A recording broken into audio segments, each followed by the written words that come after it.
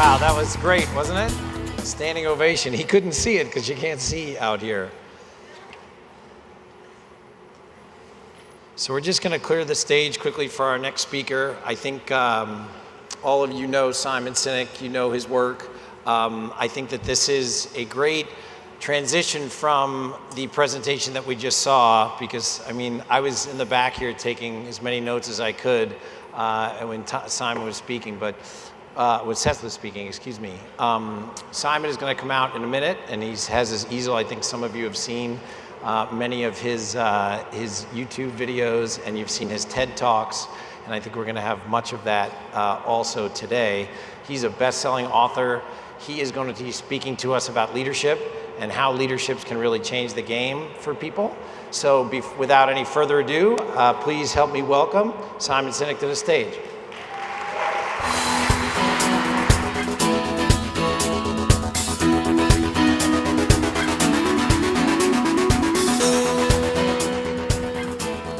Thanks very much.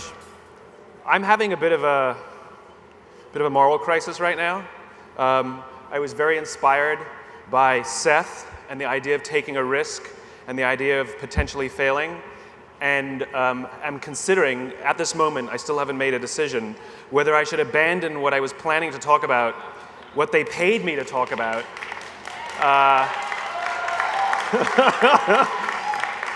to tell you something new that I doubt I can even fill the whole time with, but then maybe we'll just do questions. All right. So in the spirit of Seth Godin, here goes. No hooks coming out, that's good. Okay, this is an idea that I think is really interesting, and I'm learning about it, and I'm exploring it. I'm trying to understand how it fits into business, and it's based on game theory. So, in game theory, there are two kinds of games. There are finite games, and there are infinite games. A finite game is defined as known players, fixed rules, and an agreed-upon objective. Baseball.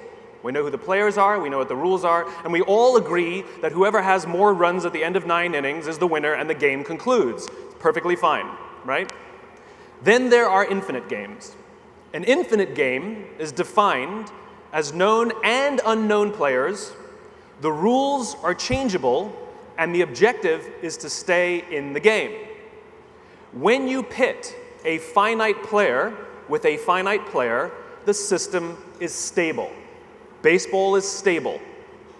When you pit an infinite player versus an infinite player, the system is also stable. The Cold War was stable because everybody knew that there was no such thing as a winner or loser, and we had to keep the game in play for it to maintain its stability. Because there are no winners and losers in an infinite contest, the only way that things change is when one of the players drops out because they no longer have the resources or the will to continue to play, right? The problem arises, however, when you pit a finite player versus an infinite player, because a finite player is playing to win, and an infinite player is playing to keep the game in play. This is bad for the finite player. This is what happened to the United States in Vietnam. The North Vietnamese were fighting for their lives. America was trying to beat the North Vietnamese. This was what happened to the Soviet Union in Afghanistan. The Soviet Union was trying to win. The Mujahideen would fight for as long as is necessary. If you listen to most businesses, the vast majority of businesses do not understand the game they're playing. The game of business inherently is an infinite game. The game of business has existed long before every single company on this planet exists, that exists right now, and it will continue to exist long after every single company on the planet is dead and gone, right? In other words, the game of business is infinite. But if you listen to the language of businesses, they don't understand the game they're in. They keep talking about being number one. But in the finite game, we agree on what the objectives are and we agree on what the rules are. So when a company announces we're number one or we're striving to be number one, based on what? Revenues, market share, profit, square footage, number of employees. And by the way, what other companies have agreed that that is the standard of being number one? Oh, and by the way, what other companies have agreed on the time frame that we all agree, you're right, you won, we lost. In other words, it's arbitrary. Organizations, individuals, salespeople make up their own standards that no one else has agreed to.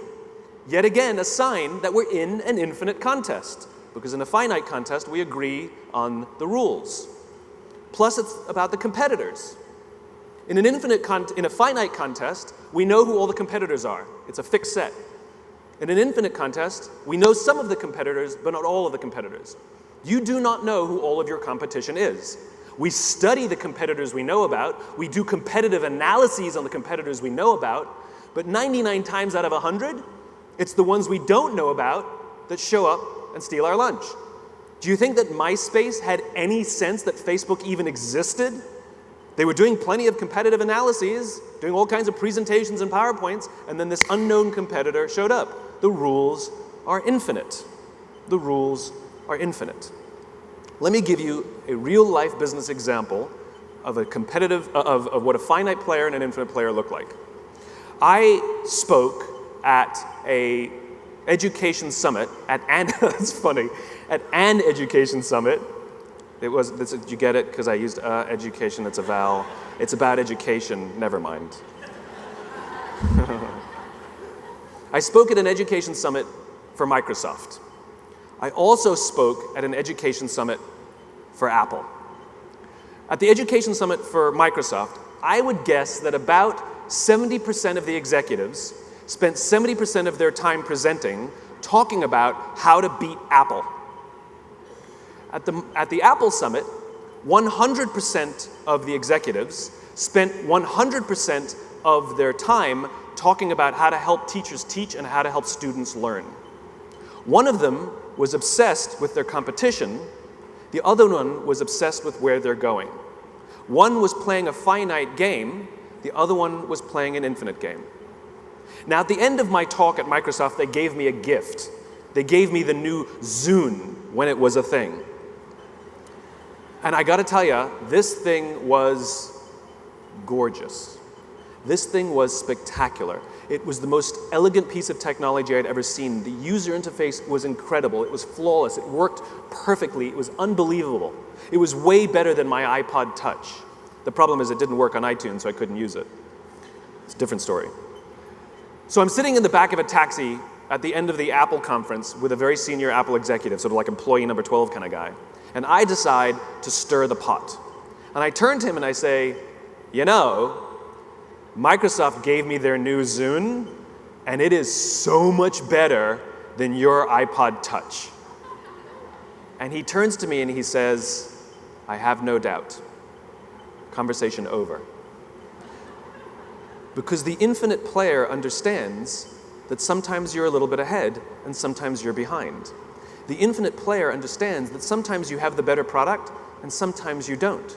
Because it's not about winning every single battle. It's about staying in the game longer than the other guy. Remember, every single company that goes bankrupt didn't lose or fail or anything like that. They ran out of the will or the resources to continue to stay in the game.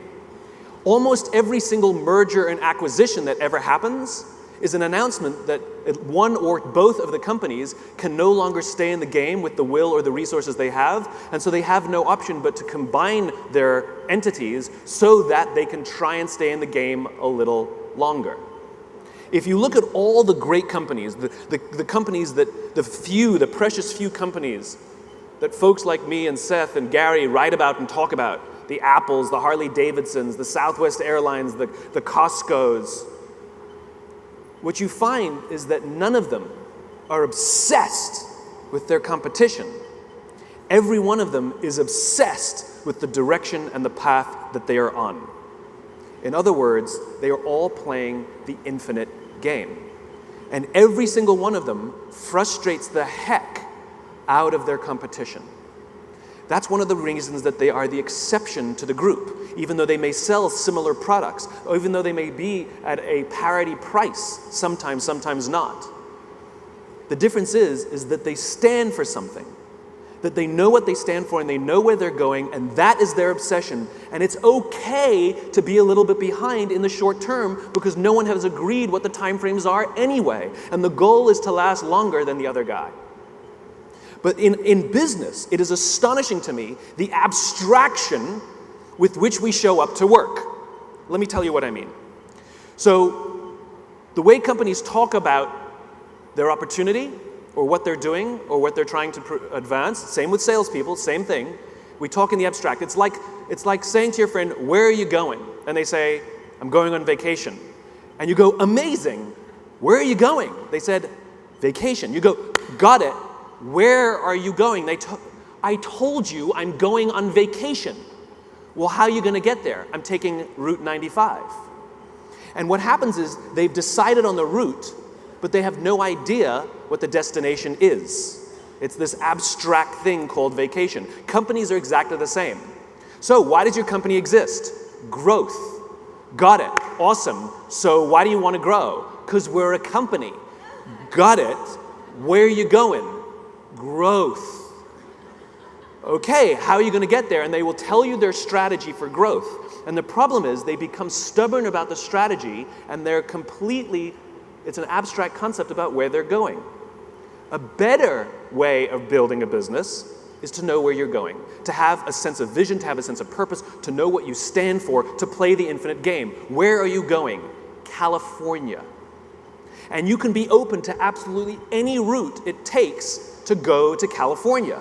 So you start driving down Route 95 and everything's going fine. Your competitor, who's playing the finite game, growth, I'm going vacation, they're so excited because they've made a goal. Their goal is to drive 100 miles per day as they go down Route 95 on their way to vacation. And they're ecstatic when they beat plan and they drove 120 miles today and everybody's high-fiving each other because we're ahead of our plan to only drive 100 miles. Same thing. We put these financial plans in place and everybody's high-fiving each other when we beat the plan. Where are you going?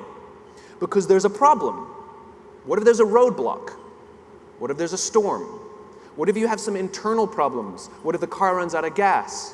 What happens if your competitor overtakes you? What happens is you sit at the roadblock, or you don't know what to do when the car runs out of gas because you've only made one decision, the route. We're on Route 95 and we don't know what to do. When you know that you're going to California, you just turn off the road, you take a different exit, it's no big deal because you understand that going slightly to the right doesn't mean you're off course. It means you're going around whatever obstacle. When a submarine commander gives a command, go due north, a submarine does not go due north. It goes like this. You have to know where you're going. And it can't just be growth. This is one of the reasons as we get more senior and as we get more successful, our lives feel less exciting and we don't feel as successful as we do when we were junior. Because when we're junior, the goal is just to try and get in the game. And every promotion and every raise we got was literally the most exciting thing in the world. But the problem was it was just counting the steps. There was no sense of vision. There was no sense of destination. And so now you're making more money than you've ever made in your life. You're more senior than you've ever been. You've got more responsibility and more authority than you've ever had in your life. And yet for some reason it doesn't feel as good anymore. And the reason is because you're running a race and you don't know why you're in the race. The difference between a goal and a vision is the finish line. Remember, human beings are useless. We are no good with the abstract. We need things to be tangible, right? We're no good with the abstract. This is why most vision statements are useless. They're completely useless. The reason is they're abstract. To be the biggest, to be the best, to be the most respected. Respected by whom? Your mom? Be the biggest based on what standard? Abstract. No one else has agreed to the rules. I can prove to you how we need tangibility. What if I told you that you will get a bonus if you accomplish more? How much more, you ask? More. It's actually unnerving. Tell me the goal you want me to hit. Give me the number, give me the thing you want me to accomplish. I'll make a back plan and I'll figure out how to get there. Metrics are very important, don't get me wrong. Can you imagine running a marathon with no mile markers? Unnerving. Even if we know what the goal is, we need to have a metric so we can understand if we're going in the right direction, what speed we're going at, etc., etc. But what if you were running a race that had all the mile markers but no finish line? It's really exciting at the beginning. You're making progress, mile 1, mile 2, but after mile like 23, 24, 29, 30, you've accomplished more than you've ever accomplished, you've run further than you've ever run, and at some point you start asking, when does this, like, what is the purpose of this? Our jobs are the same. Work is the same. Vision. But the problem is most people, most organizations articulate their visions in these abstract, absolutely useless, ethereal terms. Martin Luther King, he understood a thing or two about vision. By the way, that's the reason they call it vision, because you can see it. Vision. Right? Not dream, not apparition, vision. Can you imagine you said to somebody, what's the vague, cloudy thing that you're pursuing in your job or your career? Vision. Martin Luther King said, I have a dream that one day little black children will hold hands on the playground with little white children. You can see that. You can imagine that in your mind's eye, and you can set your sights on working towards that vision. And for all practical purposes, you will never get there, but you will die trying. And that's the point. That's what gives our work and our lives a sense of purpose, that the game matters, that the infinite game matters. The finite game is exhausting, absolutely exhausting. The difference between a goal and a vision is the finish line. A goal is 26.2 miles. Simply count the metrics until you get to that goal. But what happens after you achieve the goal? You pick another random, arbitrary goal and you work towards that. You pick another random and arbitrary goal and you work towards that. But I don't know what direction you're going in. Growth, vacation. I see it over and over and over again, right? Because your ability to understand opportunity and which opportunities to lunge at and which opportunities to pass at depends on your clarity of destination. Are you going on vacation or are you going to California? Because if you're going on vacation and somebody drives up next to you and says, hey, I got a private jet, it's a lot faster than your car, you want to come? You'd be like, oh yes, much better than a car. What they didn't tell you is the plane is going to Canada. And so now you're flying very, very fast in the wrong direction, all excited at all the mileage you're making. And then somebody says to you, you realize you set out to go on vacation, you set out to go in that direction, and you go, yeah, but this is so much better. And so what we do is we just keep changing the destination, we just keep changing the goal based on whatever opportunity we have, but we never actually get anywhere. Versus somebody who's going to California, and somebody drives by and says, you want to ride on my private jet? And you ask the question, where are you going? And they say, Canada. You go, I'm going to keep driving, but thank you. Or you are able to articulate where you're going. Would you come on my private jet? And you say, I would love to go on your private jet. I'm heading to California. Your ability to articulate your vision means one of two things. People know when to stay away because they can't help you advance your vision, and people show up out of the blue to help you because they can hear what you believe in and they have something that can help you. This is what it means to play the infinite game. You can absolutely pay attention to your competitors for tactical reasons, but you cannot use your competitors to make decisions about where you're going or how fast you're going to get there. That is yours. But the problem is, the reason most organizations, the reason most people, most salespeople play the finite game is because they have no sense of vision and they have no sense of the infinite game they're in. As I said before, the difference between a goal and a vision. A goal is knowing exactly how far away the finish line is, 26.2 miles, even though you may not know what it looks like. A vision is having a crystal clear sense of what the vision looks like, but you have no sense of how far away it is or how long it'll take you to get there. That's the point. That's what gives our lives and our work meaning and value. And every marathon we complete, every major goal we achieve, we know is moving us in the right direction. Finite and infinite games. We have to play. We have to understand. We don't get to choose, by the way. If you want to play the finite game, then the day you run out of money, the day you run out of will, or the day that somebody just takes all your business, you have to say, oh, Those were the rules I set out to play by. I leave this game comfortably and happy. You can be sad, but everybody knows the game's over. Baseball players don't ask to play another few more innings because if they just have a few more innings, they're positive they can beat the competitor. You don't get to choose. Those are the rules. It's only the infinite game where you can break every rule that exists. You can break them all.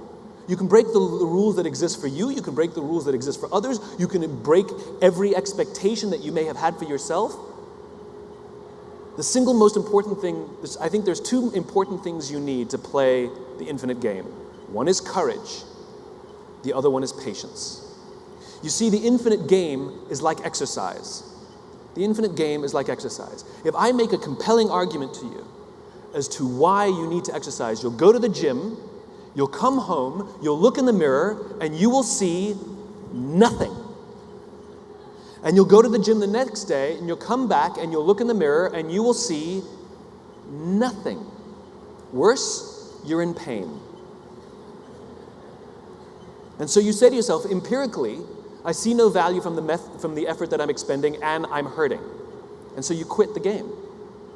Or, if you understand that there's value in this and you work through it, because you understand that the vision you have and the values you hold dear are more important, you stick with it. The pain goes away, you get a little stronger, things get a little easier, and eventually you get into shape. The problem is I don't know how long it takes. And this is why most companies don't like the infinite game, is because I don't know how long it takes.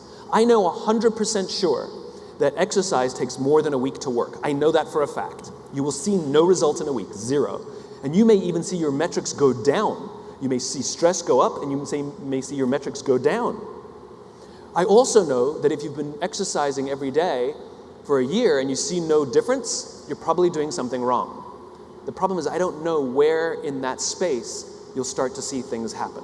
It's like parenting. When exactly do you know that your kids turned out right?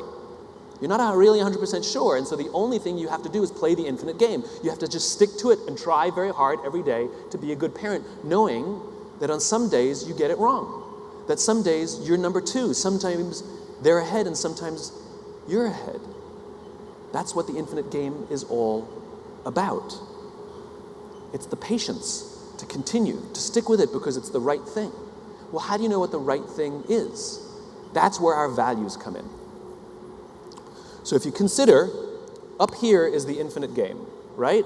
This is where our values exist. It is inherently intangible and is inherently hard to measure. Down here is the finite game. This is where our interests lie. It is inherently tangible and it is inherently very easy to measure. If we do not have a clear sense of the infinite game that we're playing, if we do not have a clear sense of our values, all we do is focus on our interests. What's the difference between a values-based decision and an interest-based decision? Let me show you what I mean. Here's a values-based decision, okay? In time of war, our soldiers, Marines, airmen, and sailors will shoot a bad guy, and then our medics will rush in to pull the bad guy's injured body off the battlefield. They will put him in our helicopters, send him to our hospitals, put him in our hospital beds, and then our doctors will use our medicine to nurse him back to health. That is not in our interest. That is not in our interest. It is, however, a value-based decision. The reason we do that is because it's kind of who we are. It's kind of the thing we do. And if we didn't do that, we would all feel a little gross, and we would all be angry at our servicemen because they weren't upholding the values we hold dear. That is a values-based decision. It doesn't always go in your interests, right? But when we are completely oblivious of our values, then every single thing that happens, we make a decision in a vacuum. So what should we do with regards to this new product offering? Let's make a decision based on our interests. What should we do with the competitors' movement into a new category? Let's make an interest-based decision. What do we do with the new sales manager who really doesn't get it? How are we going to navigate the politics? Well, let's make a decision based on our interests. What about the company? The company lost a lot of money, and now we have to protect ourselves and ignore each other. How are we going to, and we make all of these decisions based on our interests, And the problem is, in a vacuum, they seem perfectly fine, except the value of them is finite. And more importantly, when you pull out, nobody knows what you stand for, and nobody knows where you're going, and nobody knows the kind of person you are, and no one will trust you. We can all tell, you've all had the experience where we go into like Best Buy or something, and you can tell if the employees are commission-based or not. We can tell. You know why? Because you can tell that they're not thinking about trying to help us get what we are looking for. They're only thinking about their commission, and we can feel it. We can feel the pressure, and it's actually off-putting, and we won't trust them. And the reason we won't trust them is because we know that they only have their interests in mind. They don't care about us. And trust, which is a feeling, not a PowerPoint, not an ad campaign, not a set of values, not a set of products, benefits. Trust is a feeling born out of a common and shared set of values. I can prove it to you. We as human beings are constantly looking to find people who understand us and understand our values. And when we find someone who we assess shares similar values to us, we show them very quick trust and loyalty. Let me demonstrate. How many of you are from New York? Okay. Are you friends with everyone in New York? Of course not. That's ridiculous. But when you go to Los Angeles and you meet someone and they're from New York, you're like, I'm from New York too, and you're best buds. And then you go to France on vacation with your family, and you're standing there in the Paris metro minding your own business, and you're a stranger in a strange land, an American in France, an American in Paris, Gershwin, for those of you who care. Some of you have no idea what I'm talking about. You're standing there with your family in the Paris metro, and you hear an American accent. And you turn around and you say, where are you guys from? They're like, we're from Los Angeles. You're like, we're from New York! Best friends. And that family from Los Angeles will say to you, hey, have you guys gone to this restaurant? You've got to go to this restaurant. And you will turn to your spouse and say, honey, we have to go to this restaurant because strangers who don't even live here told us we should. But if a Parisian were to turn around and say to you, randomly out of the blue, I've lived here my whole life, you know what restaurant you should go to? You'd be like, weirdo, thanks but no thanks. In other words, listening to the Parisian is actually in your interest, but that's not how we make decisions. We make the most comfortable decisions when we assess that someone understands us a little bit. They share our values, they know where we're coming from, they kind of get us, we kind of get them. And there's this weird sense of trust when we assess that they actually care about our well-being. We're suspicious of the Parisian, but we understand that that family from Los Angeles actually cares about us having a great vacation just like they are. And we trust them.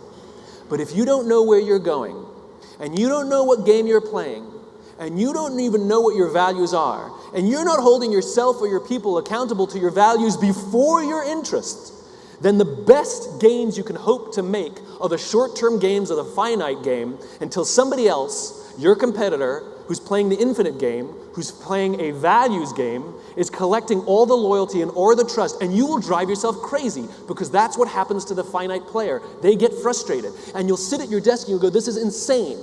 My product is better. We're cheaper. We offer better terms. Why are they still doing business with that other company? I don't understand. I do. It's because you're busy making decisions based on here, thinking that that's how other people make decisions too. That's called a transaction. The business you're getting, the transactions you're getting are short term. Because as soon as somebody comes along better, cheaper, faster, those people that you're doing transactions with are also making interest-based decisions, and they don't care about you. They're gone. It's the same inside a company. Companies that embrace layoffs, mass layoffs to balance the books, are making interest-based decisions, not values-based decisions. All decisions need to go like this. Through our values, then through our interests. First we say, does this decision represent what we stand for and who we are?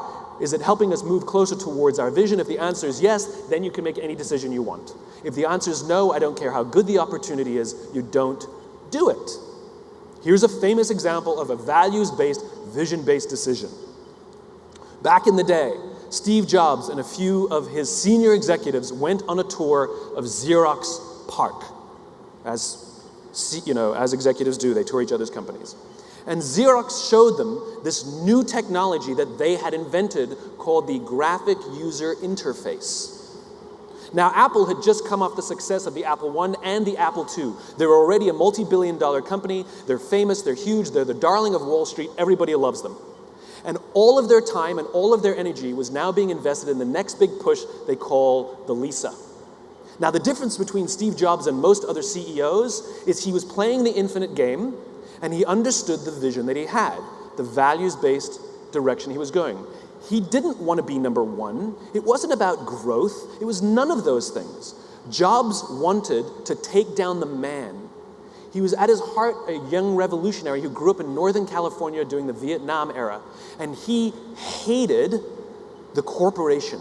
He hated government. He hated incumbency. He hated status quo. And just by virtue of the time he was born, that's all it was. In other words, the technology of the personal computer, he saw that this technology was an amazingly powerful tool that would give the individual the power to take down the corporation. That one person could compete with a corporation if they had a computer. And so the goal was to make the computer as usable by the average person as possible. That was the goal, because only if it was usable by the average person could it give the power to the average person. He hated the fact that you had to learn a language, that you had to be a geek. And so he sees this technology, this graphic user interface. It's like him driving down Route 95 trying to get to California, and someone just showed him a private jet that's going in the right direction. He sees that what Xerox had invented will take him to his vision, advance his vision much quicker than what he's working on. So as he and the executives are leaving Xerox PARC, he turns to them and he says, "We have to invest in this. We have to abandon the Lisa and invest in this."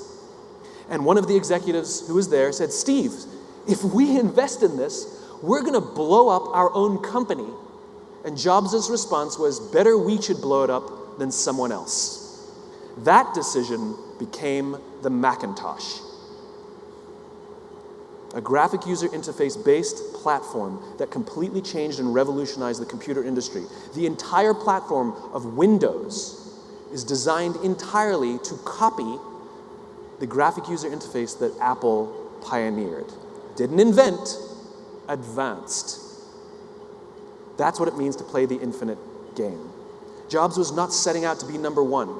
He was setting out to take down the man and would do whatever he needed to do to advance it. And all the major things that they were doing were helping him measure that he was working towards that goal. And he was okay if they had missteps. It happens. It's all good.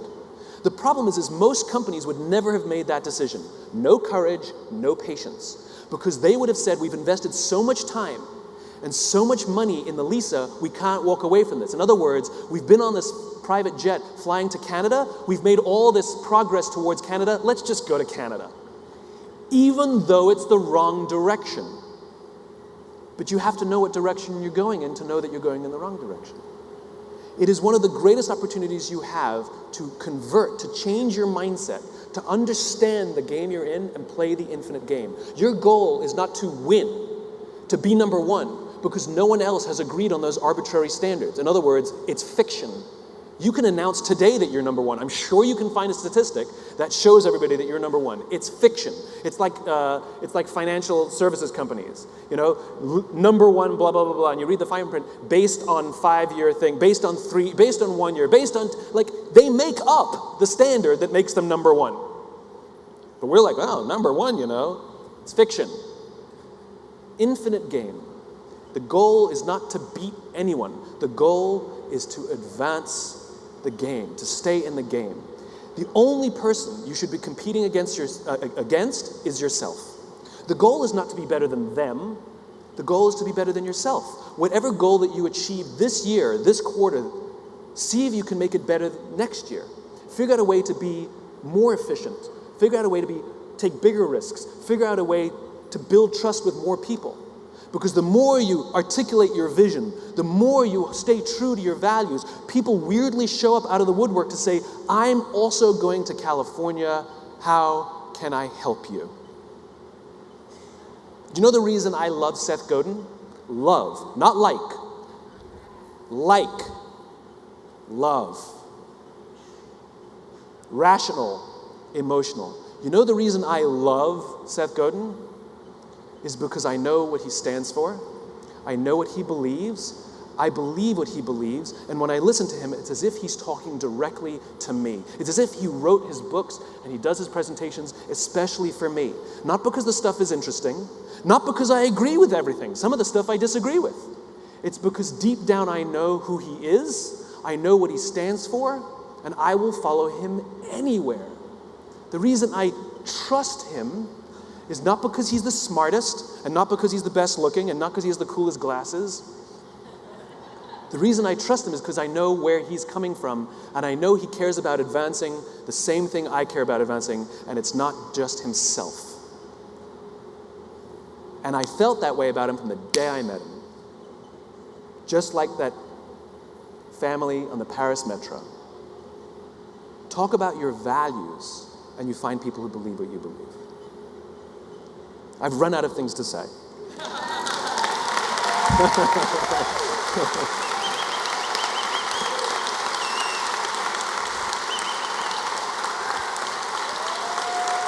Thank you.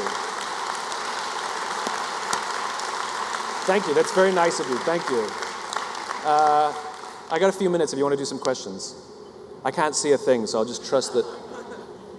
I'm imagining there's a long line of people waiting to ask a question, but I don't know.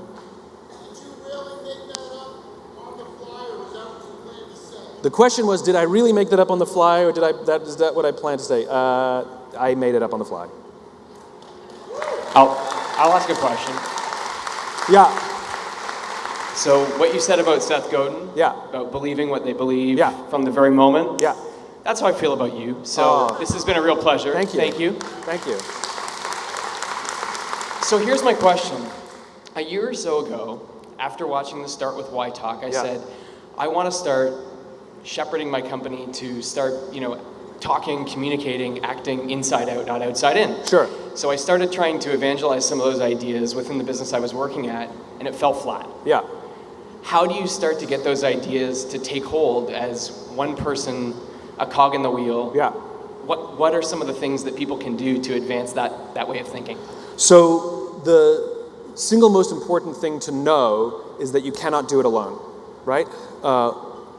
Life is difficult. Business is difficult. Sales, all of these things that we try to do are very, very difficult. Why would you ever set out to do something difficult or dangerous by yourself? You would never go scuba diving by yourself. You would go with a buddy. Anything difficult or dangerous, we take a buddy. And so the question is, who's your buddy? Who's your leadership buddy? Who have you committed to seeing, not that they help you. It's not a transaction. This is what a transaction looks like. If you help me, I'll help you. That's a transaction. In fact, I'll help you only if you help me. That's transactional. They may say yes, they may say no, right? Truly building, finding a buddy is going to someone who you believe. You either admire them for what they stand for, you admire their consistency, you admire their devotion, their commitment, their willpower to say no to things that they know are the wrong thing to do and say yes that are the right things to do. That, you go to them and say, I want to help you. I want to do anything I can do to help you advance your cause, because if you're successful, you're actually helping me advance my cause. Because I have a belief, and I'm okay if you're the one who advances the cause as long as the cause gets advanced. How can I help you? And that, with no expectation of anything in return. And that is the formation of partnership. So the more that I talked about my why, because the big change for me was I learned that I don't have to know all the answers and I don't have to pretend that I do. That was the biggest change for me. And when I started preaching what I believed and stopped telling people what I did, what started to happen is weird people came up to me and said, how can I help?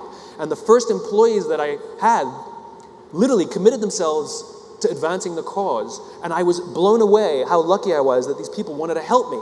But I had to start by living the values, embodying the values, making decisions that were good for the cause, good for us, we never, to this day, for the past decade, we have never had a conversation in our company about what's good for the business. We have never had that conversation. The conversation we have is what's good for the movement, because it reminds us of California. Is this good for the movement are the only conversations we have.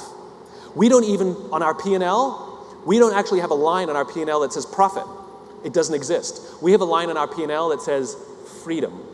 Because I'm not motivated to work for profit. I am motivated to work for freedom, and you're damn right I want more freedom this year than I had last year. The freedom to say no to things that I know are wrong. The freedom to fund charities and artists. The freedom to pay my people, give them big bonuses at the end of I want that freedom. You're damn right I want that freedom. Right? Love it.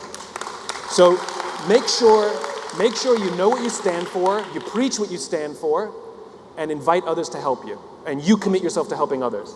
Great. Thank you so much. You're very welcome. One more question. Yes. Morning, Simon. Hi. First, I wanted to say thank you. Thanks for being authentically, accessibly you with us today. Thank you. Thanks for listening to your intuition, going off script. So I'm going to speak for myself and make an I statement, but I believe I'm probably speaking for at least a few of us in here. Going based off of a values-based and a vision-based drive in our careers, in our lives.